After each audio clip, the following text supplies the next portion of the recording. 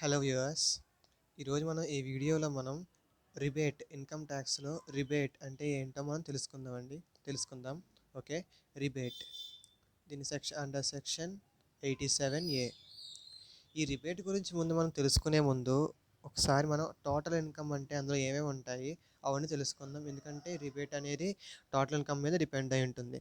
Okay. First total income.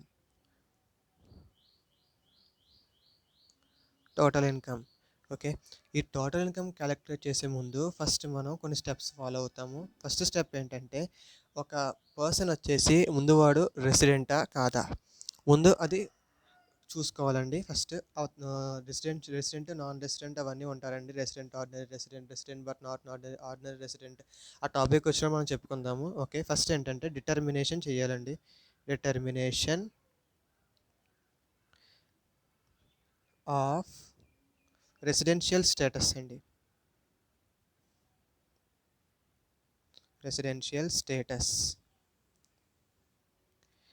దీని తర్వాత computation of incomes చేయాలండి. ఇందులో ఇన్కమ్ అంటే ఒక పర్సన్కి చాలా చాలా సోర్సెస్ ఆఫ్ ఇన్కమ్స్ ఉంటాయండి. కాబట్టి మనం ముందు ఆ ఇన్కమ్స్ అన్ని కాంపిటీషన్ చేసుకోవాలండి. ఓకే. కంప్యూటేషన్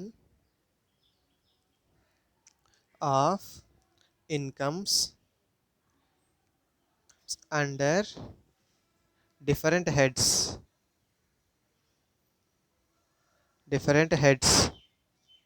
ఓకేనండి. అందులో ఫస్ట్ వచ్చేసి ఎలా ఉంటాయంటే అండి, ఇందులో 5 హెడ్స్ ఉంటాయండి.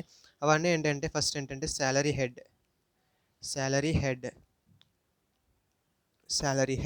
సెకండ్ వచ్చేసి ఇంకోటి క్యాపిటల్ గెయిన్స్ అని ఉంటాయండి. Capital gains.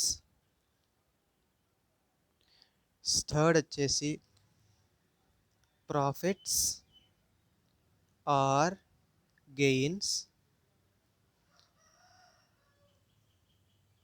From business or profession అండి. ఫోర్త్ వచ్చేసి ఇన్కమ్ ఫ్రమ్ హౌస్ ప్రాపర్టీ అండి. House property. ఈ ఇన్కమ్స్ కాక మిగిలిన ఇన్కమ్స్ ఏవైనా ఉంటే కనుక వాటిని ఇన్కమ్ ఫ్రమ్ అదర్ సోర్సెస్ అందులో తోసేస్తారండి. Income from other sources. కాబట్టి ఇవి మనం కాంపిటీషన్ చేసుకోవాలండి. ఇప్పుడు థర్డ్ స్టెప్ వచ్చేసి ఏంటంటే వీటన్నిటి అగ్రిగేషన్ ఆఫ్ ఇన్కమ్ అండి. Aggregation of incomes. Aggregation of incomes అయిన తర్వాత దీంట్లో అప్లికేషన్ ఆఫ్ క్లబ్బింగ్ ప్రొవిజన్స్ అండి. దీని తర్వాత application of clubbing provision. Application of clubbing provision అంటే ఏమీ లేదండి. ఇప్పుడు ఒక పర్సన్ ఉన్నాడు. ఒక పర్సన్ ఇన్కమ్ని వేరే పర్సన్ ఒక ఇన్కమ్లో కలపడం అండి. అంటే ఇప్పుడు application of clubbing provision example చెప్పుకోవాలంటే ఫస్ట్ ఒక ఫాదర్ ఒక మైనర్ సన్ అనుకోండి. మైనర్ సన్ సంపాదించిన ఇన్కమ్ని ఫాదర్ ఇన్కమ్లో క్లబ్ చేస్తారండి. అది క్లబ్బింగ్ ప్రొవిజన్ అంటారండి. దాన్ని అప్లికేషన్ ఆఫ్ క్లబ్బింగ్ ప్రొవిజన్స్. ఓకేనండి. దీని తర్వాత అండి set off and carry forward. Set off and carry forward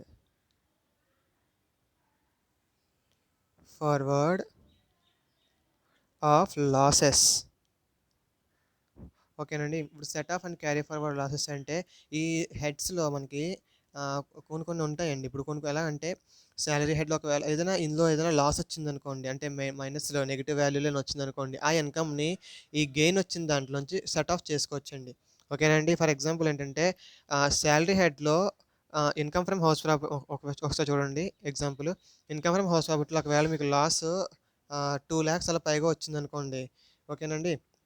ఇప్పుడు ఆ 2 lakhsని ఈ శాలరీ హెడ్లో ఈ లాస్ని 2 lakhs వరకు అడ్జస్ట్ చేసుకోవచ్చండి. అంటే ఏంటంటే అండి, ఇది ఈ set off and carry forward ఎందుకు యూజ్ అవుతుందంటే మన ట్యాక్స్ని ఇంకా కొంచెం రెడ్యూస్ చేసుకోవడానికి ఉపయోగపడుతుందండి. ఇది ఎస్ఎస్సికి బెనిఫిషియల్ అండి. ఓకేనండి. ఇప్పుడు ఇంకా సిక్స్త్ స్టెప్ వచ్చేసి ఏంటంటే అండి, ఇప్పుడు ఈ 5 ఇన్కమ్లు ఇలా వచ్చేసిన తర్వాత set off and carry forward చేసిన తర్వాత మనం gross total income gross total income కనుక్కుంటామనంటే వీటన్నిటిని అయిపోయిన తర్వాత sixth one gross total income. Gross total income. ఓకేనండి. ఇప్పుడు దీని తర్వాత వచ్చేసి ఏంటంటే అండి, ఇప్పుడు గ్రాస్ టోటల్ ఇన్కమ్ వచ్చేసిన తర్వాత దీనికి చాప్టర్ 6A డిడక్షన్స్ అని కొన్ని ఉంటాయండి. అంటే మనం కొన్ని ఎక్స్‌పెన్సెస్ చేసిన దాన్ని ఇన్కమ్ ట్యాక్స్ డిపార్ట్‌మెంట్ కొన్ని డిడక్షన్స్‌గా అలౌ చేస్తుందండి. వాటినే మనం చాప్టర్ 6A డిడక్షన్స్ అంటాం. అది చాప్టర్ 6A డిడక్షన్స్. ఈ గ్రాస్ టోటల్ ఇన్కమ్‌లో నుంచి చాప్టర్ 6A డిడక్షన్స్ తీసేస్తే మనకొచ్చేది టోటల్ ఇన్కమ్ అండి. ఈ టోటల్ ఇన్కమ్ మీద మనం ట్యాక్స్ కట్టుకోవాలి. ఓకేనండి. ఓకేనండి. ఇప్పుడు మనం ఈ రిబేట్ అంటే ఇప్పుడు ఏంటో ఇప్పుడు మనం టోటల్ ఇన్కమ్ అంటే కొంచెం ఒక ఓవర్‌వ్యూ వచ్చింది కదండీ! ఇప్పుడు ఈ రిబేట్ అంటే ఏంటో తెలుసుకుందాం.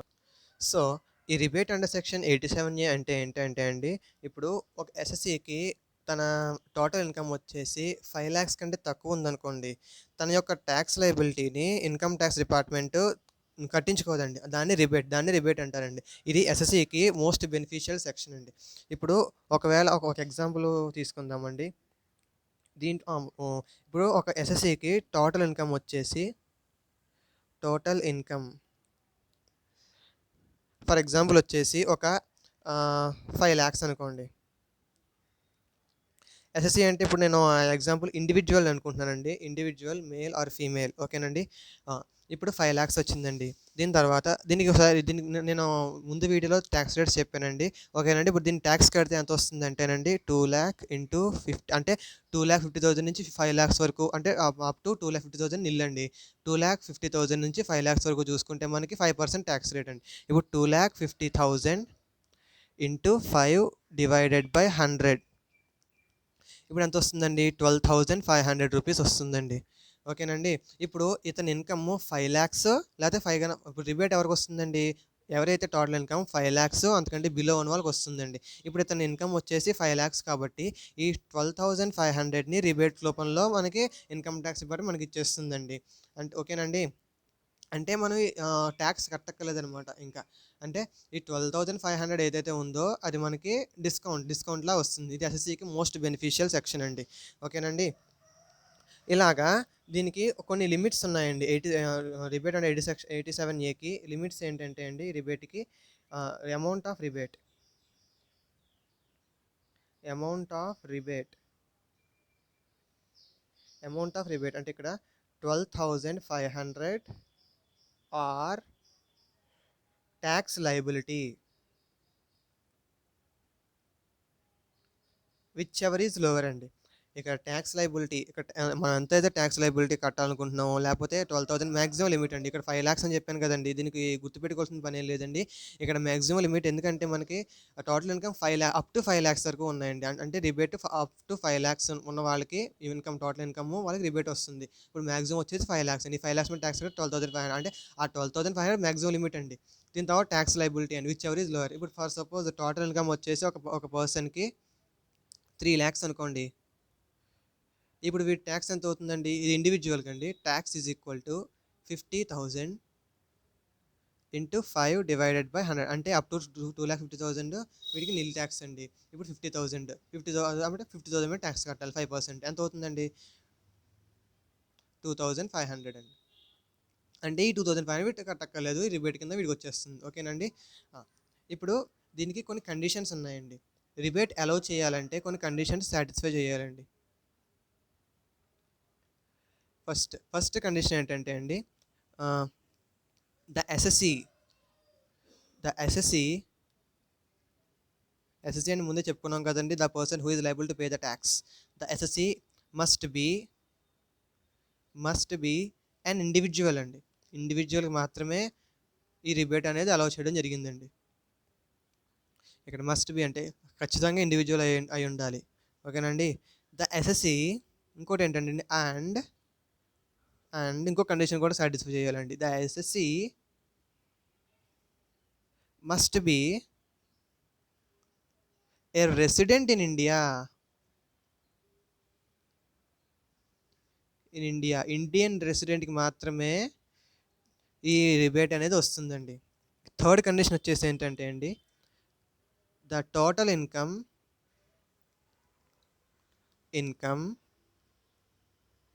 Of the assessee shall not exceed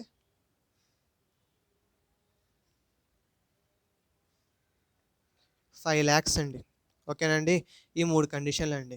ఓకేనండి. ఇదండి రిబేట్ అంటే. రిబేట్ అండర్ సెక్షన్ 87A అంటే ఇక్కడ టోటల్ ఇన్‌కమ్ వచ్చేసి 5 lakhs కంటే దాటకూడదండి. ఇక్కడ మాక్సిమం లిమిట్ వచ్చేసి అమౌంట్ ఆఫ్ రిబేట్ 12,500 అండి. అంటే చెప్పాను కదండీ ఇది. ఓకే. 12,500 ఆర్ టాక్స్ లయబిలిటీ అండి. ఇప్పుడు మనం తర్వాత total income is equal 3 lakhs example తీసుకున్నామండి. దీనికి టాక్స్ ఎంత కట్టాలండి? 2,500 కట్టాలి. ఈ 2,500కి ఈ 12,500 కంపారిజన్ చేస్తే ఏది తక్కువండి? 2,500. అప్పుడు ఎస్ఎస్‌సి ఎంత కట్టాలండి? 2,500 రిబేట్ సారీ అండి. ఎస్ఎస్‌సి ఎంత రిబేట్ వస్తుంది? 2,500 వస్తుందండి. అంటే ఇవి ట్యాక్స్ కట్టక్కర్లేదనమాట ఇంకా. ఓకేనా?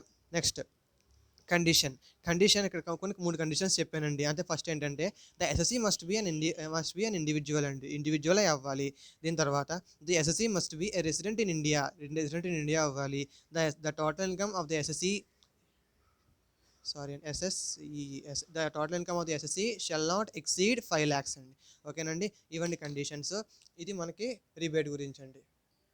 ఫ్రెండ్స్ నేను మొన్న నీకు ఈ రేట్స్ చెప్పేటప్పుడు ఒక చిన్న మిస్టేక్ జరిగిందండి. ఇక్కడ ఫర్ కార్పొరేట్ సొసైటీస్ అబోవ్ 30,000 చెప్పేసాను నేను.